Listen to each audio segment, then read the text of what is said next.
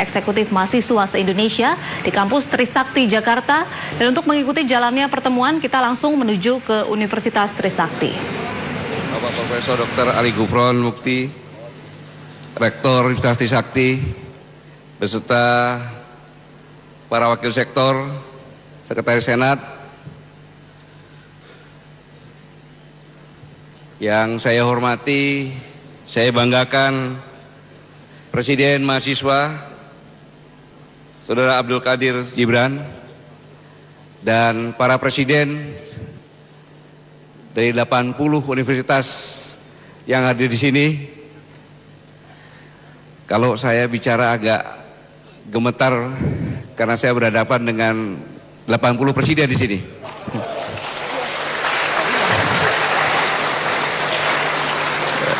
Ternyata Panglima TNI berhadapan sama 80 BEM Nusantara, BEM Nusantara ini presiden-presidennya agak grogi-grogi juga ini. Suatu kebanggaan dan penghargaan yang luar biasa.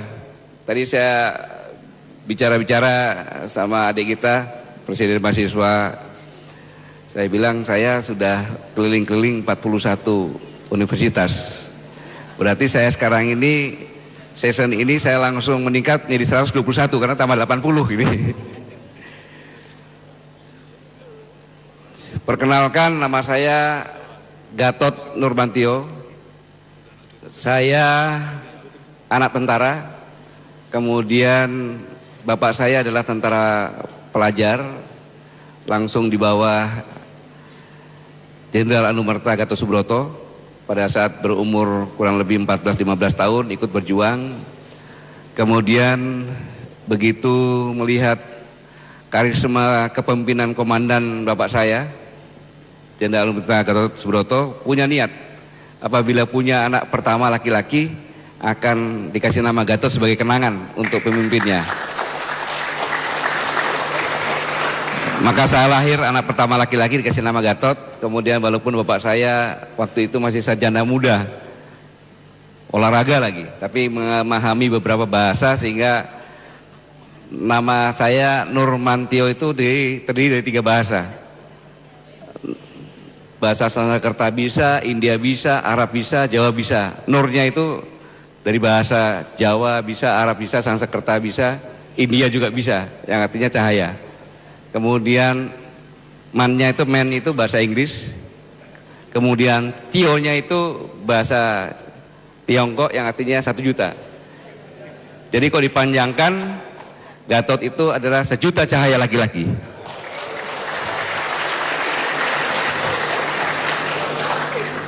Yang pertama benar, tapi yang kedua ini saya karang-karang aja supaya saya nggak stres di hadapan para presiden-presiden ini. Rekan-rekan sekalian, saya begitu diminta langsung saya katakan iya.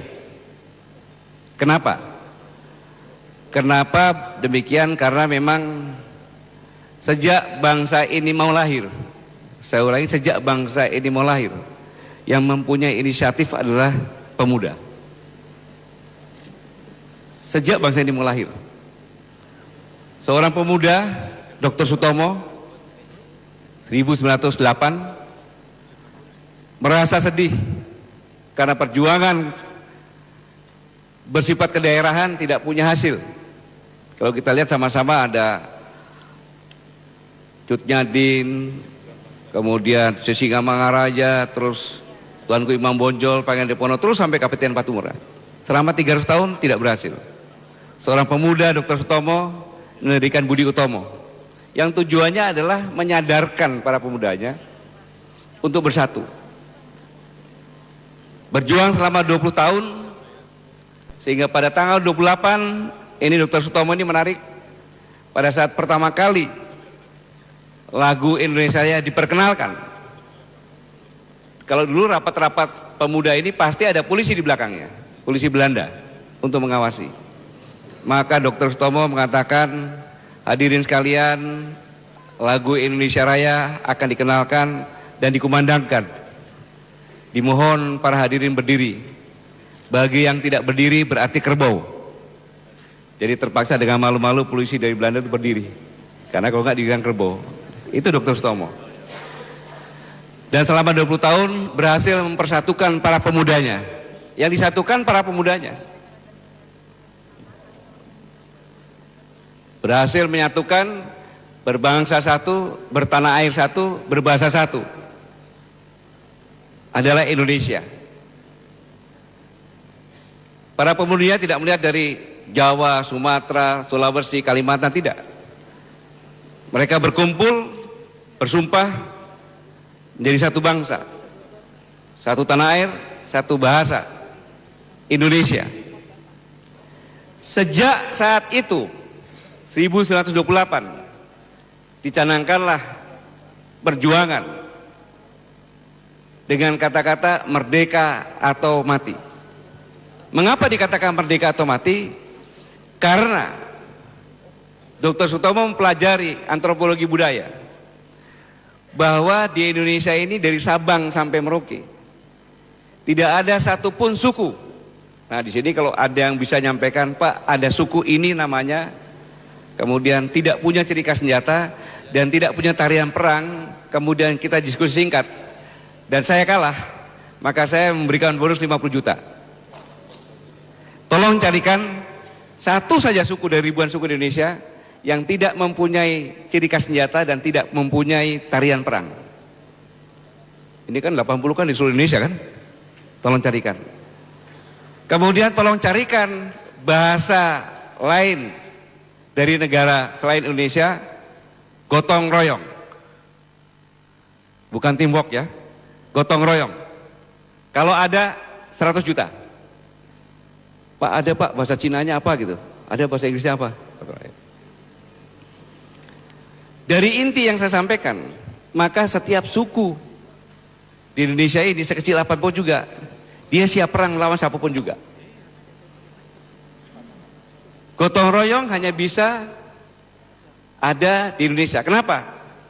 Karena kalau kita duduk di sini nih, di depan nih pejabat-pejabat, direktur sini, kemudian membawa, ada yang mengangkat meja berdua keberatan, apa yang dilakukan? Membantu kan? Padahal dia tidak lihat pangkat, tidak lihat jabatan, begitu ada yang beratan pasti membantu. Dan membantu ini nggak disuruh, naluri. Itulah maka saya katakan, setiap orang Indonesia, siapapun dia, asal dari suku manapun dia, pasti mengalir jiwa patriot dan kesatria. Siapapun dia. Dan mereka tidak akan takut dan tidak bisa ditakut-takuti. Itulah, apalagi pemudanya. Maka begitu canangkan merdeka atau mati, semuanya bersatu melawan penjajah, mengusir penjajah dengan senjata apa adanya, melawan senjata yang termodern.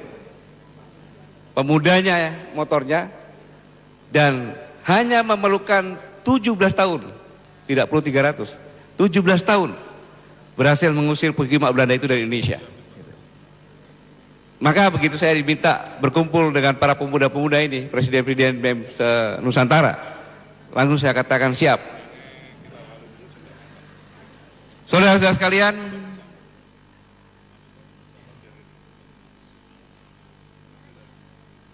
saya mengambil judul, mari kita wujudkan Indonesia sebagai bangsa pemenang. Mengapa sebagai bangsa pemenang? Karena memang kita dalam kompetisi global yang setiap negara saling bersaing ketat. Kondisi dalam negeri pasti terpengaruh dari luar negeri. Contoh saja hari ini, rupiah terkoreksi tinggi. Bukan karena dalam negeri, karena presiden yang baru, kemudian juga karena The Fed menaikkan suku bunga. Sama juga negara lain juga bisa terkoreksi tinggi karena kelakuan negara lain. Nanti saya lihatkan. Berawal dari jumlah penduduk dunia sekarang ini adalah 7.463.000.000. Biasa jumlah penduduk 7 miliar. Biasa. Mari kita lihat pada tahun 1800, Lawrence Smith mengatakan jumlah penduduk dunia baru 1 miliar. Untuk mencapai 2 miliar diperlukan waktu 130 tahun. Jadi angka 2 miliar itu pada tahun 1930. Tetapi untuk mencapai 3 miliar perlu waktu cuma 15 tahun.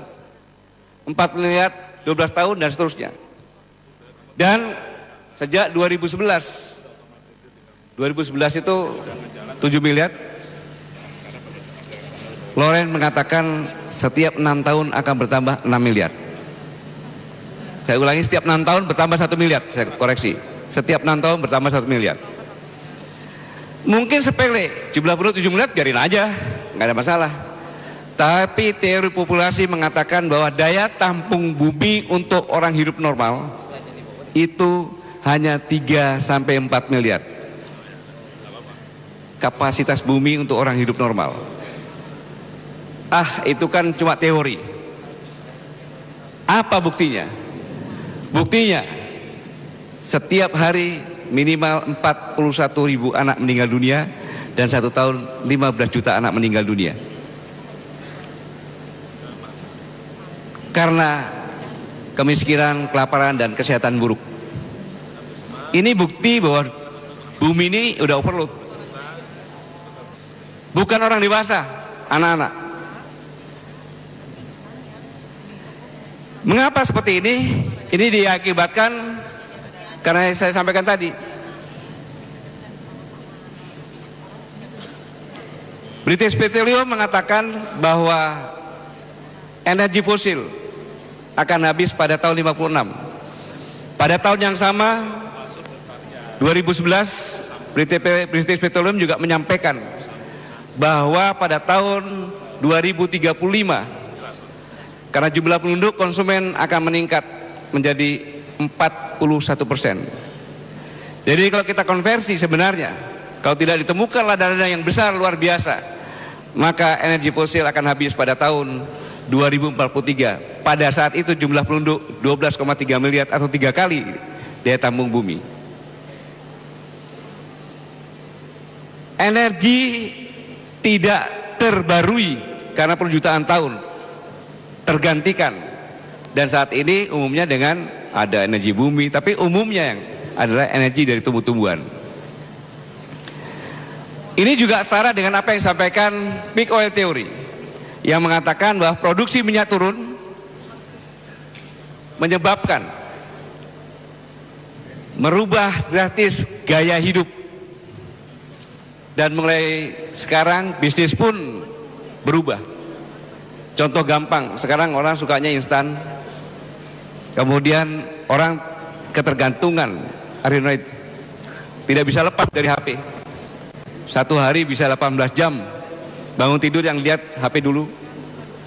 Kemudian bisnis pun berubah, lebih efektif, efisien.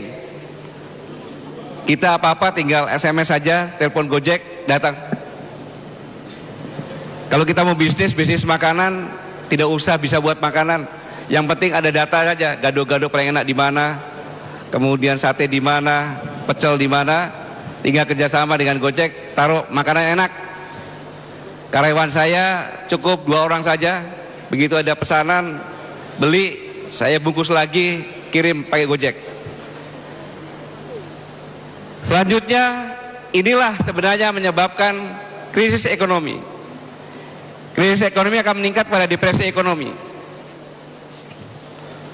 Krisis ekonomi ini, kita lihat krisisnya seperti apa sih? Contohnya Indonesia.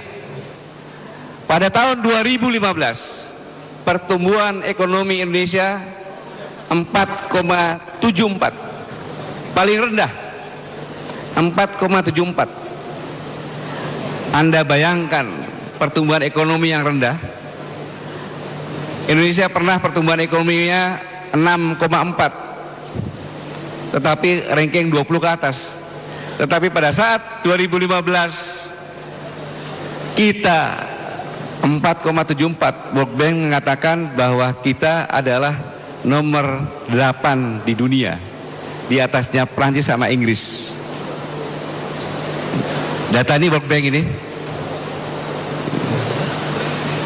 Berarti dunia benar-benar dalam kondisi kritis. Inilah dampak dari teori peak oil theory. Selanjutnya, krisis ekonomi dan depresi ekonomi pasti sebanding dengan meningkatnya kejahatan dan meningkatnya konflik. Dan kita bisa lihat konflik di Libya, Mesir, Irak, Kuwait, Syria, Yaman, Kongo, Nigeria, Sudan. Semua konflik ini adalah negara-negara penghasil minyak yang besar. Mereka konflik. Dan yang terakhir, Ukraina. Pada tanggal 28 Agustus 2014, Presiden Amerika yang baru saja diganti, Barack Obama, mengatakan dalam pidato resminya, apabila Rusia menyerang Ukraina, maka NATO akan berperang dengan Rusia. Mengapa? Karena Ukraina luar biasa, 10 juta barel per hari. Kalau dulu konflik di dunia karena ideologi, karena agama, tetapi sekarang minimal 70% berdasarkan latar belakang energi. 70%. Yang saya katakan tadi akan meningkat juga menjadi hancurnya tatanan masyarakat. Masyarakat memilih Presiden Amerika, ya, yang aneh kan, tapi dipilih karena itu tatanan. Dan ini menyebabkan persaingan global, kompetisi global sangat ketat. Kompetisi global sangat ketat. Jadi kalau saya ke Australia, ke Singapura, baik-baik, tapi ujung-ujungnya diminta perjanjian-perjanjian yang ada maksudnya. Yang ada maksudnya. Contohnya dengan Australia, perjanjian adalah kalau kita siap, kita punya kekuatan, kita bisa membantu teroris, kita bisa masuk ke dalam kalau ada teroris. Begitu dikasih, dia masuk sama maunya nanti. Persaingan ketat. Ini dampak persaingan. Energi fosil tidak terbaru tapi tergantikan dengan hayati. Berbicara tentang energi yang dari tumbuh-tumbuhan, kita tidak boleh lepas dengan ekuator. Mengapa di ekuator? Karena ekuator mempunyai vegetasi sepanjang tahun, bisa bercocok tanam sepanjang tahun. Di ekuator hanya 3 kelompok negara, negara ASEAN, Afrika Tengah, Amerika Latin. Dan di ASEAN terbesar adalah Indonesia. Mengapa demikian? Karena di ekuator lah kita bisa menanam sepanjang masa. Dan pada tahun 2043 jumlah penduduk 12,3 miliar, 9,8 miliar tinggal di luar ekuator yang bakalan krisis pangan, krisis energi dan air. Dan yang tinggal di sekitar ekuator hanya 2,5 miliar. Dan pasti yang 9,8 miliar akan mencari makan di tempat yang 2,5 miliar di tempat kita. Itulah kita akan menjadi rebutan dengan cara apapun juga. Ya, mereka akan mencari pangan, air dan energi di daerah ekuator, antara lain di tempat kita. Maka inilah terjadinya di Venezuela. Karena kekurangan makanan dan obat-obatan, kejahatan meningkat, pembunuhan. Dalam waktu 12 jam 35.000 rakyat dari Venezuela menyeberang ke Kolombia. Di Syria 2015 migrasi lebih dari 4 juta orang karena konflik. Dan diperkirakan pada tahun 2020 akan ada pengungsian besar-besaran dari sub-Sahara. 60 juta orang akan berimigrasi. Berdasarkan penelitian. Taruh di mana itu? Saya pernah pada tahun 2014 saya ke Malaysia bercerita dengan Menteri Pertahanan Malaysia. Lagi bicara sampai seperti ini, saya jelaskan seperti ini. Langsung saya lihat tangannya gemetar, lututnya gemetar. Saya pikir sakit jantung, bahaya nih orang kan. Datuk, kenapa begitu? Sebentar Panglima, sebentar. Kenapa? Sebentar. Tadi saya jawab. Setelah tenang minum air putih, dia bilang, saya sangat takut. Kenapa Datuk takut? Kalau nanti suatu saat di Tiongkok terjadi krisis pangan, kemudian Perdana Menteri Tiongkok, Presiden Tiongkok, Ketua Partai Komunis Tiongkok bersepakat, maka dikumpulkan 1 miliar atau sepertiganya pada saat itu masyarakat Tiongkok, dikatakan bahwa semenanjung Malaya atau Malaysia itu adalah tanah Tiongkok dan silakan berangkat ke sana ambil. Dan menyerukan kepada Vietnam, Laos dan Thailand, rakyat saya 1 miliar akan lewat, tolong mereka kasih makan. Begitu sampai perbatasan antara Thailand dengan Malaysia, tentara saya tidak bisa menahan 1 miliar orang. Tidak mungkin dia berani membunuh 1 miliar orang. Saya takut. Saya bilang, kalau saya tidak takut, Datuk, kalau ke tempat saya kan lewat laut. Begitu mereka nyebrang, saya potong aja 10 sapi di tengah-tengah lautan. Pasti ikan hiu akan kumpul. Habis itu saya tembaki dengan senjata kecil aja supaya bocor, dimakan ikan hiu mereka semuanya, saya bilang gitu.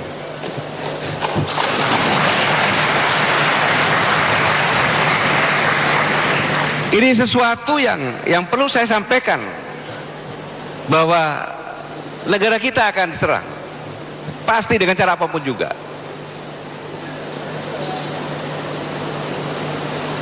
Ini pada saat 7 Maret 2014 saya memberikan kuliah umum di UI. Saya kasih pertanyaan, apabila Anda jadi presiden yang penduduknya 9,8 miliar, yang 27 tahun lagi akan terjadi krisis makanan dan air serta energi, melihat Indonesia yang begitu indah, apa yang dilakukan? Saya sangat terkejut jawabannya. Apa jawaban para mahasiswa? Saya akan membeli media massa, TV dan koran. Untuk apa? Saya akan membentuk opini lewat media sosial, lewat media TV, lewat koran. Kemudian yang kedua, saya akan membeli undang-undang. Caranya gimana? Panglima pura-pura tidak tahu aja. Mana ada undang-undang yang dibuat tidak pakai uang di sini? Itu mahasiswa yang bilang.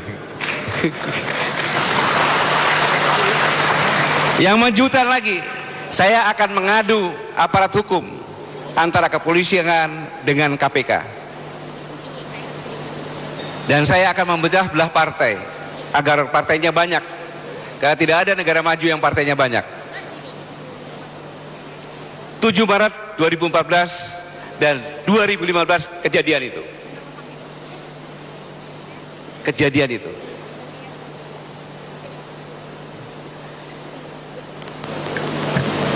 Kemudian kita lihat Indonesia dari perspektif ancaman. Pulau Selaru, pulau paling selatan, pada zaman kita merebut Irian Barat, kita minta kembali. Pulau Selaru adalah tempat daerah persiapan pasukan, baik Angkatan Udara, Angkatan Laut, Angkatan Darat. Karena itu dekat untuk masuk ke Maroke lewat pinggiran. Kemudian ada Pulau Marcella, maka di selatannya ada Blok Marcella. Mengapa saya katakan Blok Marcella? Karena kita pernah punya pengalaman pahit tentang blok Greater Sunrise, yaitu blok seperti Marcella tapi di celah timur. Pada saat Timur-Timur masih menjadi provinsi di Indonesia, Indonesia pernah membuat perjanjian dengan Australia tentang Greater Sunrise. Perjanjian yang berimbang, tetapi berlatar belakang celah timur yang banyak minyak itulah, maka akhirnya Timur-Timur sekarang menjadi Timur Leste. Dan sekarang Sanana sedang sibuk untuk memperbarui perjanjian, karena perjanjian yang dibuat antara Australia dan Timur Leste sangat merugikan Timur Leste. sehingga mahasiswanya demonstrasi. Blok Marcella ini di Darwin, Australia, yang jaraknya cuma 473 km. Di situ ada US Marinir dari Amerika. Akan ditingkatkan menjadi 2.500. Ada di situ. Ada apa? Australia tidak punya marin, tetapi diam-diam di dalam angkatan daratnya sudah dibentuk marinir. Negara kontinental untuk apa ada marinir? Dan Australia sudah membuat kapal pendarat yang besar, panjangnya 200 meter. Sudah 2 sudah jadi. Pada saat saya kemarin ke Australia, walaupun cuma 1 hari, saya coba melihat, saya pakai boot pesiar, saya lihat 2 sudah jadi. Untuk apa? Untuk apa? Satu, patut ditilai sebagai ancaman bagi Indonesia. Yang kedua, kita lihat Laut Cina Selatan. Beberapa kali pencurian ikan ditangkap oleh Armada Barat Angkatan Laut. Saya ambil contoh, tidak usah banyak-banyak, 3 kali saja. Itu yang ada di arsir itu adalah Laut Cina Selatan yang bersinggungan dengan zona ekonomi eksklusif Indonesia, dihitung dari Natuna. Jadi semuanya itu masih di laut milik Indonesia. Tetapi kapal-kapal nelayan Cina dikawal oleh Coast Guard. Coast Guard itu adalah pengawal pantai. Berarti Tiongkok sudah mengakui itu adalah pantainya dia. Dan Filipina mengajukan komplain terhadap Nine Dot Line kepada Pengadilan Internasional Arbitrage, dan pada tanggal 12 Juli 2016 kemarin pengadilan menetapkan bahwa klaim Laut Tiongkok Selatan tidak diakui. Tetapi 1 hari kemudian pada tanggal 13 Juli 2016 Presiden Xi Jinping lalu menyampaikan kedaulatan wilayah dan hak maritim Tiongkok di laut tidak akan dipengaruhi keputusan dengan cara apapun. Dia tidak mengakui pengadilan internasional. Dan saat itu juga Wakil Menteri Luar Negeri Tiongkok menetapkan bahwa Tiongkok menetapkan hak zona pertahanan udara bagi seluruh pesawat harus izin melintasi wilayah itu. Sehingga Tiongkok tidak perlu hukum apapun juga, Nine Dot Line adalah pantainya dia. Ini juga harus kita waspadai bersama-sama. Berarti invasi dengan cara cerdik sudah berjalan, karena Tiongkok meratifikasi UNCLOS 82 dan Tiongkok juga mereklamasi karang, sudah menjadi pulau sekarang, ada 6 pulau. Apabila itu diterapkan UNCLOS 82, maka Kalimantan Barat dan Natuna akan masuk dalam zona ekonomi eksklusif Pulau Tiongkok. 2. Indonesia dikelilingi oleh negara-negara persemakmuran Inggris. Ada Singapura, ada Malaysia, ada Australia. Dan negara-negara persemakmuran tersebut membuat suatu kerjasama pertahanan negara-negara persemakmuran yang namanya Five Power Defense Arrangement, yaitu New Zealand, Malaysia, Singapura, Australia, dan Inggris. Pada tahun 2014 saya mencari data sebelum saya memberikan ceramah. Saya tanya kepada Menteri Luar Negeri tentang dia ini, Pak Gatot gak usah dipedulikan, itu hanya nama. Mereka tidak pernah melakukan kegiatan apapun sampai dengan saat ini, jadi gak usah mikirin. Tetapi pada tanggal 14 Oktober lalu saya diundang untuk menyatikan 5 bersama 5 pada 24, saya ulangi 4 sampai dengan 21 Oktober saya diundang dan saya tidak mau datang. Karena baru kali ini mereka latihan bersama-sama, yaitu bersama 5, Inggris, Malaysia, Singapura, Australia, dan New Zealand. Dengan kekuatan besar, melibatkan 3.000 personil, 71 pesawat tempur, 11 kapal tempur dan kapal selam. Padahal kita pernah punya masalah dengan Singapura tentang reklamasi dan penamaan kapal Usman Harun. Tidak pernah disinggung-singgung setelah saya datang ke sana. Saya ketemu dengan Menteri Pertahanan dan Panglima Singapura. Saya katakan, mengapa Anda memprotes nama kapal Angkatan Laut Usman Harun? Ada masalah apa? Tidak ada sangkut pautnya dengan Singapura. Karena pada saat kejadian Usman Harun di pulau ini, belum ada Singapura. Ini masih bagian Malaysia. Karena bulan Maret kejadian Usman Harun dan Filipina lahir pada Agustus pada tahun yang sama. Jadi belum, saya ulangi, Singapura. Berarti belum ada Singapura. Sudahlah, jenderal, kita tidak usah bicara lagi masalah itu, lupakan saja. Baik, lupakan dan jangan bilang-bilang lagi Usman Harun.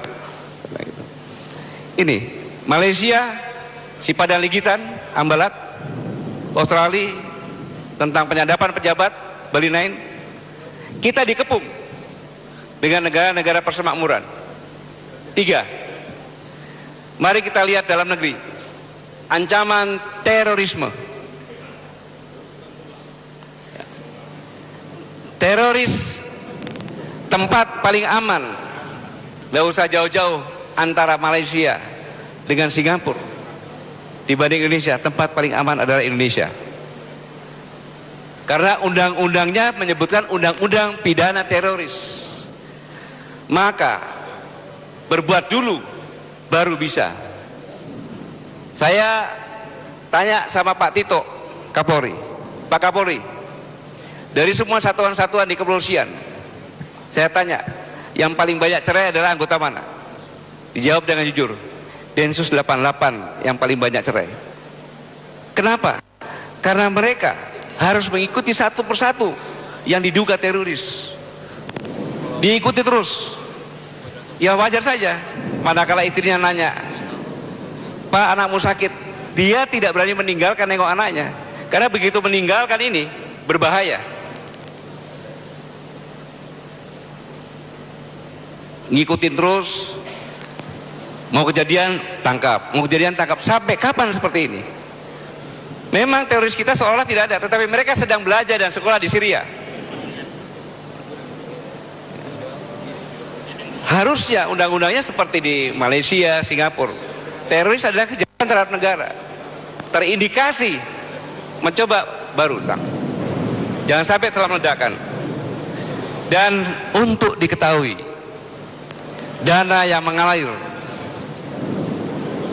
teroris di Indonesia paling besar dari wilayah Australia, baru Malaysia, Brunei, dan Filipina.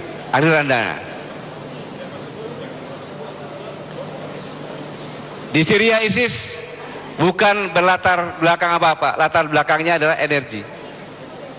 Syria berbatasan dengan Turki, pernah konflik dan konflik, pernah berbatasan dengan Lebanon, pernah konflik, tapi berhenti karena mereka takut dengan Hizbullahnya. Berbatasan dengan Israel, tidak pernah sekalipun konflik. Pelatihan anak-anak dan pemuda Syria disiapkan untuk masuk Indonesia. Ini dia. Anak-anak. Apa ketika kamu besar kelak? Kotil. Pembunuh. Anak-anak kita di sana. Ya. yang Rasulullah SAW isyaratkan, ala inna quwwatar rami. جاش في صدري لهيب واجل يوم الضراب واجل يوم. Masih kecil dilatih seperti itu. نظر الله وجوها لم تزل مثل السحاب من وريد القلق. Dia bakar paspor orang tuanya sebagai alibi. Kalau kembali ke Indonesia bilang paspor saya hilang, terpaksa cari makan, ada kerjaan di Syria. Dia mencintai kematian. Ini orang tuanya. Bagaimana mereka mencintai kehidupan, dan kita berobsesi. Kita berambisi. Kita berjumpa dengan Kita ambil benteng demi benteng, wilayah demi wilayah, tidak mengenal negara. takluk wilayah demi wilayah dan benteng demi benteng, dan tambahkan kesabaran antum semua.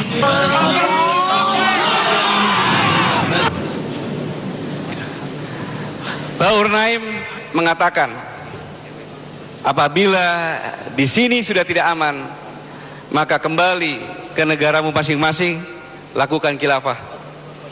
Begitu bicara tidak lama kemudian, dia katakan, lakukan dengan apapun, dengan cara apapun yang sangat sederhana, tapi carilah korban. Tidak lama kemudian di Perancis, dengan kendaraan ditabrak kerumunan masyarakat. Kemudian seorang pendeta ditusuk dengan pisau.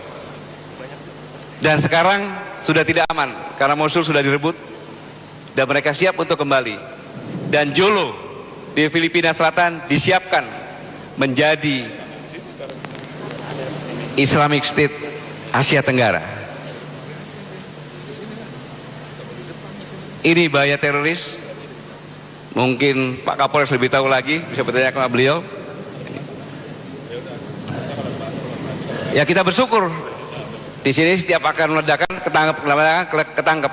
Sampai kapan? Kalau yang ini pulang yang lebih ahli, tinggal kita tunggu saja. Apalagi Jolo, sangat dekat dengan Sulawesi, sangat dekat dengan Kalimantan. Narkoba, Tiongkok, suatu negara yang kuat dengan angkatan besarnya kuat. Inggris dan Perancis sulit mengalahkan, tetapi mereka punya cara yang indah dan tepat, melakukan perang candu pada tahun 1839 sampai dengan 1860. Akhirnya rakyatnya, angkatan perangnya, semua candu, tiba-tiba jadi on dan dikalahkan oleh Perancis dan Inggris, sehingga harus menggadaikan Hong Kong, Taiwan, Makau. Dan di Indonesia sudah 2% penduduk Indonesia mengkonsumsi narkoba, kurang lebih 5,1 juta. Dan ini pasti fenomena gunung es, hanya permukaan saja yang terlihat seperti itu. Dan setiap tahun tidak kurang dari 1.500 meninggal. Sudah di perbatasan-perbatasan, dan narkoba masuknya transitnya di Malaysia. Sampai sekarang kepala BNN Buas berusaha berkoordinasi dengan Malaysia untuk bisa masuk pada saat dia transit, tidak diizinkan. Tetapi di Malaysia sangat ketat. Tapi kalau untuk transit, kalau ditanya mungkin untuk kemana? Ke Indonesia, mungkin dibiarin. Perang candu sudah melanda kita. Kalau kita tidak waspada, tinggal tunggu saja. Darwin, US Marine di sana, Laut Cina Selatan, kemudian FDA, kemudian teroris, kemudian narkoba. Satu lagi, tujuan narkoba adalah untuk lost generation. Dan satu lagi permasalahan, persaingan ekonomi. Sudah bukan rahasia lagi persaingan ekonomi. Mari kita lihat. Karena dunia benar-benar krisis, yang saya katakan tadi. Pertumbuhan ekonomi yang sangat rendah Indonesia tapi masih 8 besar. Bagaimana dunia krisis? Padahal pendapatan negara sebagian besar 72% dari pajak. Buktinya, karena pajak bisa diperoleh kalau ekspor dan impor meningkat. Kalau ekspor dan impor negatif, nggak bisa. Buktinya apa? Pada tahun 2015 perolehan pajak kita tidak memenuhi target yang harusnya sekitar 1.292, hanya 1.080, sehingga Ditjen Pajaknya kabur, mengundurkan diri. Ini bukti kalau benar-benar karena ekspor importnya negatif, karena krisis tidak bisa memenuhi target pajak. tahun ini pun harus dibantu dengan tax amnesty. Dan kita lihat tax amnesty terbesar di dunia, 97,2 triliun perolehannya. Yang kita lihat bukan ini, tapi yang kita lihat, bayangkan negara tetangga pada saat tanggal 27 Juni kemarin, sehari sebelum tax amnesty, nilai tukar 1 dolar Singapura adalah 9.834 dan nilai tukar rupiah terhadap ringgit adalah 3.280. Tetapi begitu diundangkan tax amnesty satu hari saja, nilai Singapura terkoreksi 134 poin dan ringgit Malaysia terkoreksi turun 147. Negaranya ekonominya lagi susah, nggak ada permasalahan, tiba-tiba terkoreksi turun. Bingung mereka. Setelah dicek, yang kurang ajar adalah Indonesia. Dan hari ini turun 235 poin dan ringgit turun 83,4 poin. Saya yakin mereka pun marah dengan kita. Dalam kondisi seperti ini, pasti kalau persaingan ketat antara 10 orang, kemampuannya sama, persaingan tidak masalah. Tapi begitu ada yang menonjol satu, pasti bersama-sama untuk meroyok. Yang menonjol itu kita hilangkan dulu, supaya kita persaingannya persaingan biasa-biasa. Itulah negara kita. Ini presentasi ancaman Darwin, Laut Cina Selatan, FPDE, narkoba, teroris, persaingan ekonomi, dan ini sangat berpengaruh terhadap kondisi dalam negeri. Apapun, maka kita harus waspada terhadap ini. Saya pun mempertaruhkan menyampaikan ini karena negara ini ditentukan oleh para pemudanya. Para pemudanya harus tahu betul ancaman yang sebenarnya. Dan ancaman ini nyata. Anda silakan browsing, silakan cari, silakan diskusikan. Nyata. Bahkan persaingan yang ketat. Pada hari Selasa 11 Oktober 2016, Presiden Rusia menyampaikan emergency call yang mengatakan bahwa perintahkan semua pejabatnya memulangkan anggota keluarga masing-masing yang saat ini berada di luar Rusia, karena dipicu ketegangan Rusia dengan negara-negara barat yang semakin panas sehingga berpotensi pecahnya perang global. Maka Presiden Putin harus melindungi penduduknya di luar negeri, dipulangkan.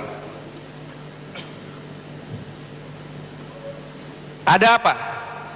Karena ini. Karena apa? Indonesia luar biasa.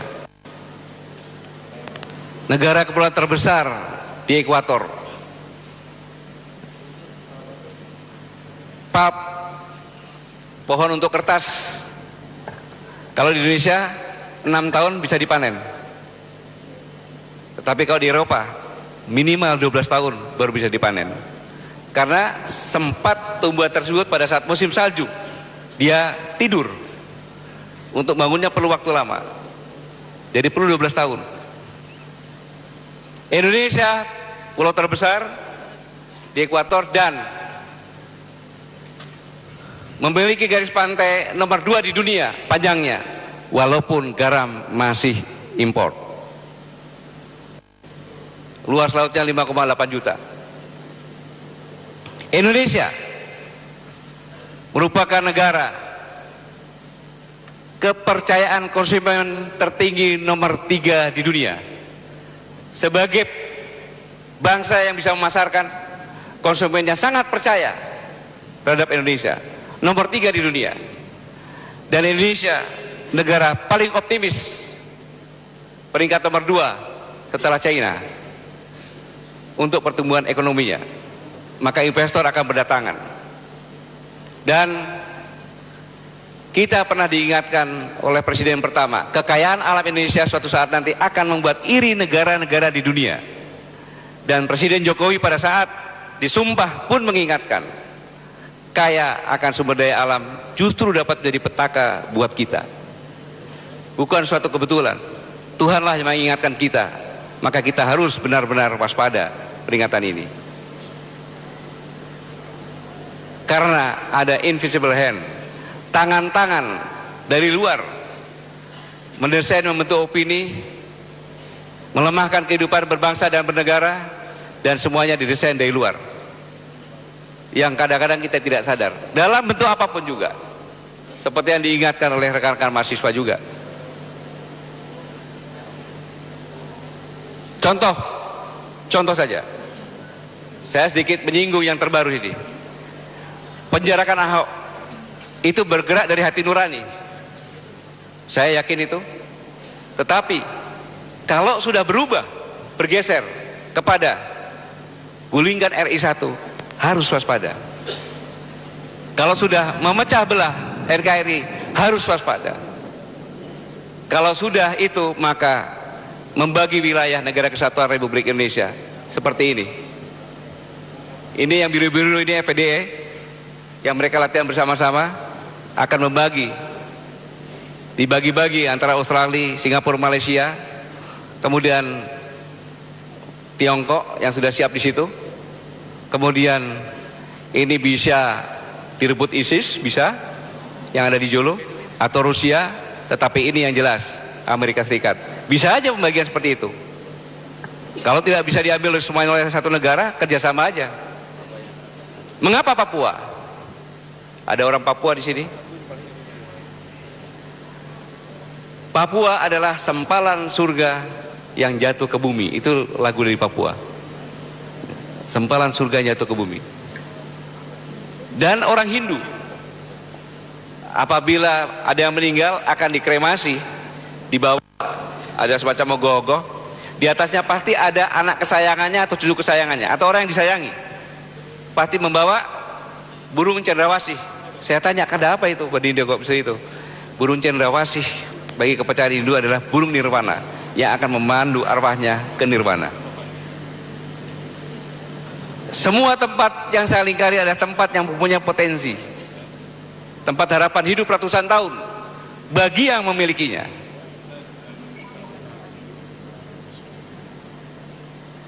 Bagaimana mengatasinya? Tidak ada alternatif lain. Yang saya contohkan tadi, perang kedaerahan, kita harus mempertahankan kebineka tunggal ikaan. Itu adalah suatu kekuatan. Sudah saya ceritakan tadi pada saat pembukaan. Kenapa? Karena Bhinneka Tunggal Ika adalah center of gravity pemersatu bangsa yang luar biasa. Karena kita bisa merdeka, Bhinneka Tunggal Ika dulu. Maka negara lain juga tahu. Itulah yang akan dipecah-pecah dulu. Dengan cara apapun juga, dengan tema apapun juga, mereka berusaha untuk ini. Bila tidak ada Islam, bukan Indonesia. Bila tidak ada Kristen, bukan Indonesia. Bila tidak ada Hindu, bukan Indonesia. Bila tidak ada Buddha, bukan Indonesia. Dan bila tidak ada aliran kepercayaan, bukan Indonesia.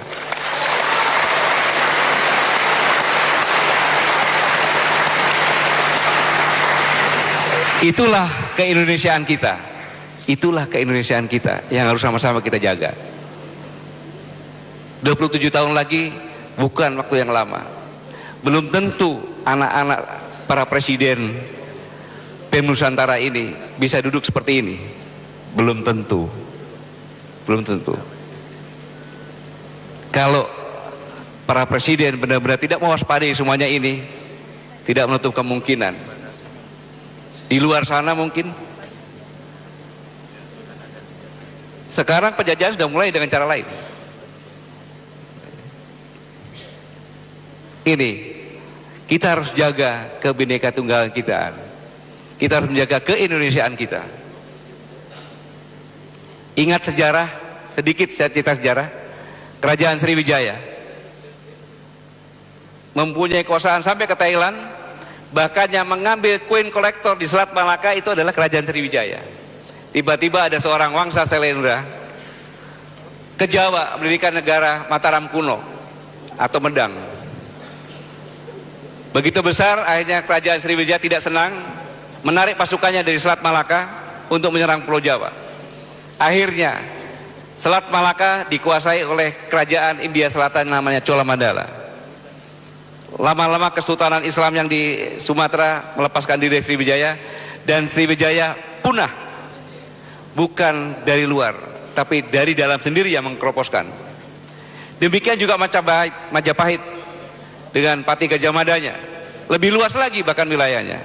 Sama. Begitu Raden Hayam Wuruk meninggal, maka mengangkat Kusuma Wardani, anak dari ratunya, seorang wanita. Tetapi anak dari selirnya Raden Wirabumi merasa punya hak mengumpulkan orang-orangnya. Akhirnya kelompok Kusuma Wardani dan Wirabumi berperang dengan besar, namanya Perang Paregrek. Majapahit pun punah bukan dari mana-mana, karena dari dalam sendiri. Tidak ada satupun kerajaan yang ada di Indonesia itu bisa dihancurkan dari luar, tidak. Karena kerajaan apapun juga diisi oleh orang-orang yang mengalir jiwa patriot dan kesatria, yang apabila terusik jati dirinya, dia tidak akan takut. Maka kalau menguasai suatu kerajaan, harus dibunuh semua orang kerajaan, baru bisa. Karena mereka tidak takut mati. Sama di hadapan saya juga nggak ada takut mati, betul nggak?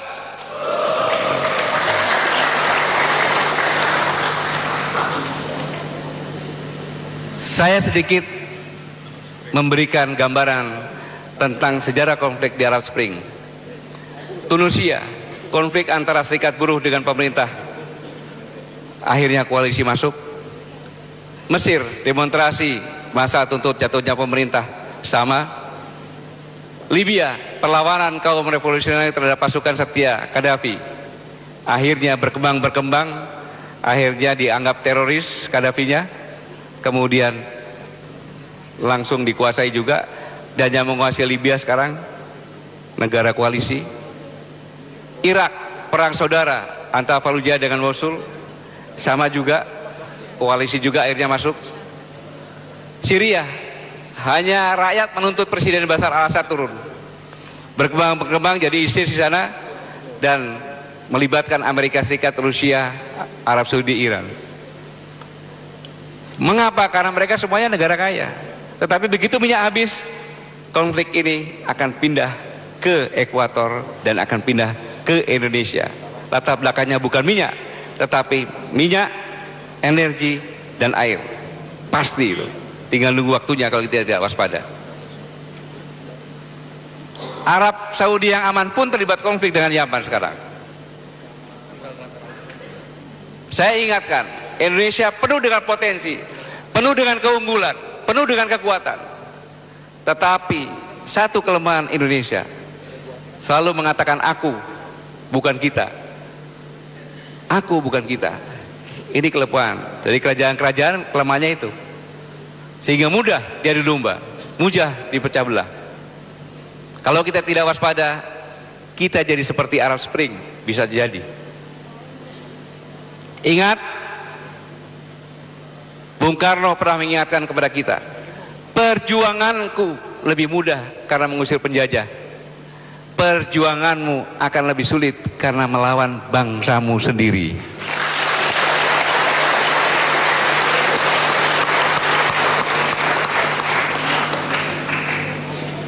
Bung Karno sangat peka sekali, sudah mengingatkan kita.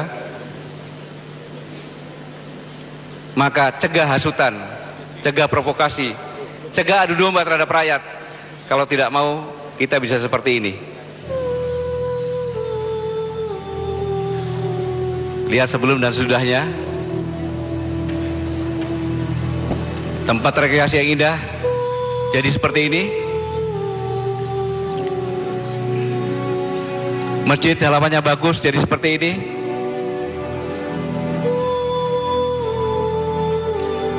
Hotel jadi seperti ini. Gereja yang indah seperti ini. Dalamnya indah sekali seperti ini, jadinya seperti ini.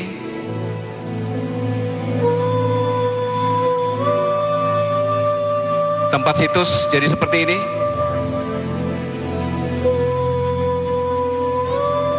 Pertokoan jadi seperti ini. Perkotaan seperti ini ramainya, jadi seperti ini. Kantor duta besar jadi seperti ini. Dan kalau kita tidak waspada, Tanmin Sudirman depan Trisakti bisa seperti itu. Tinggal tunggu waktunya saja kalau kita tidak waspada. Semua pasti dari dalam. Pasti dari dalam. Dibuat propaganda di dalam dulu, baru koalisi masuk dengan alasan HAM, terorisme dan sebagainya. Mari kita ajak seluruh anak bangsa wujudkan stabilitas keamanan dan politik agar NKRI tidak pecah belah, agar pertumbuhan ekonomi positif, iklim usaha maju, pembangunan semakin merata dan rakyat sejahtera. Dan ini yang bisa mendengung-dengungkan ini, yang bisa menjaga adalah pemudanya, adalah para presiden di 80 universitas yang ada ini.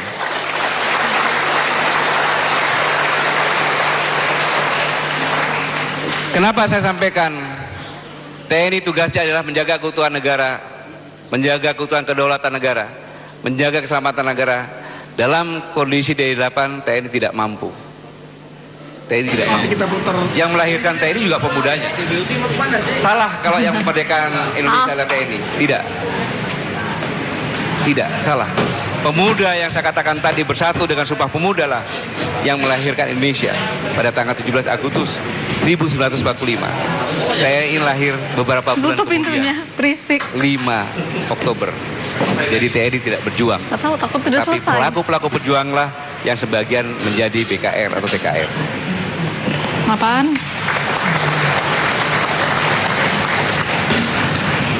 Selamat belajar, selamat berjuang untuk menjadikan Indonesia sebagai bangsa pemenang.